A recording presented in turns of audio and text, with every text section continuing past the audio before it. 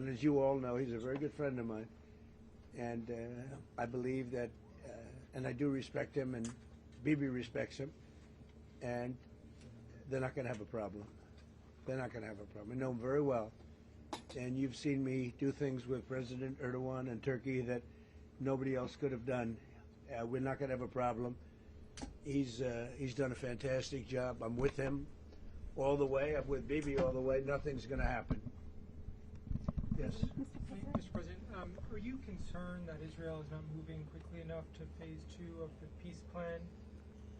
Well, I'm not concerned about anything that Israel's doing. I'm concerned about what other people are doing or maybe aren't doing. But I'm not concerned. They've lived up to the plan. They're strong. They're solid. And sometimes they don't understand when somebody violates something that you want to give them a second chance. Well, we'll give them a couple of second chances. But no, Israel's lived up to the plan 100%. Don't forget, we made the plan possible by taking out Iran. And speaking of Iran, I hope they're not trying to build up again, because if they are, we're going to have no choice but very quickly to eradicate that buildup.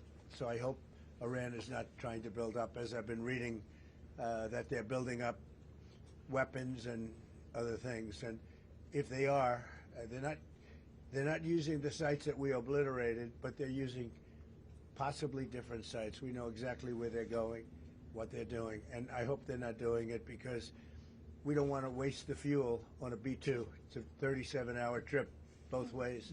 I don't want to waste a lot of fuel. Okay? Mr. President Trump, after your last remarks regarding the pardon request of Prime Minister Netanyahu, Herzog office told us that you have not talked after the official request of Prime Minister Netanyahu pardon. Can you clarify to us, did you talk about it? Which request are you talking about? With the President Herzog, the Israeli President Herzog. Did you talk with him directly? President Erdogan? No, Herzog. The Israeli President so you're talking Herzog. about pardon? Yeah. Oh, well, you got to say that. No, I think he's going to be in great shape. He's a wartime prime minister at the highest level. He's achieved tremendous success. And I'll say it, if you had 8 out of 10 prime ministers in his position right now, or before right now, maybe, you wouldn't have Israel any longer. Israel would not exist. I'd say two of them would, and 8 of them wouldn't. Those are not good odds. You needed a very special man to really carry through and really help Israel through this horrible jam. These are major factions, and it started with our negotiation with Iran. I think it probably started with Soleimani. That was really where you mentioned that today, which started with Soleimani.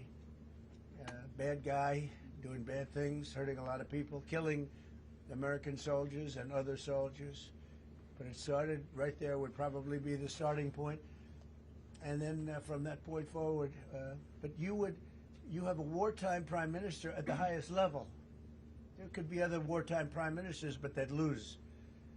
He won. And I think the people of Israel appreciate it. I think a lot of the people in the world appreciate it, actually. And because of that victory, we were able to get peace in the Middle East. If you had a different kind of a personality, if you had a weak person or a stupid person, and there are plenty of both of them, you would not have had success, and you might not have Israel. And you report for Israel. I know you're very proud of it, and you do a great job.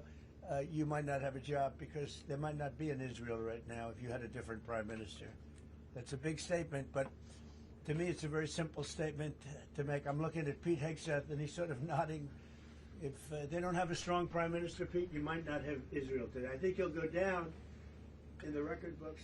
And, I was a big help. I'll be honest, big help. Somebody said in the room, if you don't have Trump, you needed a proper combination of everything. And if you didn't have that combination, which they had, you would not have an existing Israel right now. And the people of Israel know it. That's why they like me, and it's why they actually like him. He's got a little bit of a love-hate more than I do over there. But you know what? Even the haters have a lot of respect for him. There's a lot of jealousy about him. A lot of jealousy. Jealousy is a bad word. But I believe you would not have Israel right now. So it's a big deal. Yeah. Another question, Mr. if I may, President, regarding. a recent poll showed that as many as half of Gazans would be willing to leave the Gaza Strip if afforded the opportunity to do so. Back in February, you said that all Gazans should be I resettled. heard that number today, half of Gaza would leave. I've always said it. I said if they were given the opportunity to live in a better climate, they would move. They're there because they sort of have to be. I think it would be a great opportunity, but let's see if that opportunity presents itself. But we're helping the people of Gaza a lot. So is Israel, by the way. So we'll see what happens. But I saw that it was a poll. It was actually more than half the people would leave if they were given the opportunity. And I've been saying that for a long time. To me, it was common sense. So it's interesting. Why wouldn't countries accept them? Look, let's not talk about it because we don't want the controversy. Right now, we're helping Gaza. But if they were given the opportunity, I think even higher than that, the group that did the poll is usually, I call them negative pollsters. You have a lot of them. And yet, this poll was, I think, very accurate, other than it would be more than half the people, if given the opportunity. But they haven't been given that opportunity. So we'll see what happens. Mr. President, have you reached a point of understanding regarding Syria? We do have an understanding regarding Syria. Now, with Syria, you know, your new president, I respect him. He's a very strong guy, and that's what you need in Syria. You can't put a choir boy. You can't put somebody that's a perfect person. Everything's nice, no problems in life. You have the opposite there. He's a strong guy. We get along with him great.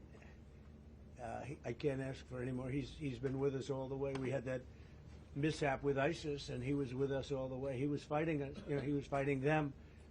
So I hope Israel. I'm sure that Israel and him will get along. I will try and make it so that they do get along. Mr. I think. President, President, do you have anything to say about that? Yeah, well, our interest is to have a peaceful border with Syria. Our interest is to have, and we openly say it, we want to make sure that the border area right next to our border is safe. We don't have terrorists, we don't have attacks, and we also want to secure our Druze friends. And by the way, I think not only the Druze, but other minorities, especially the Christians, should be protected as well in Syria and throughout the Middle East and in Nigeria. In your efforts, we back completely because Christian communities are beleaguered around the world and especially in the Middle East, but in parts of Africa too. And we stand for the same thing. And don't forget, it was President Erdogan that helped very much get rid of a very bad ruler of Syria. That was President Erdogan. And he never wanted the credit for it, but he really gets a lot of credit. Bibi agrees with that. I agree with. I mean, I know it.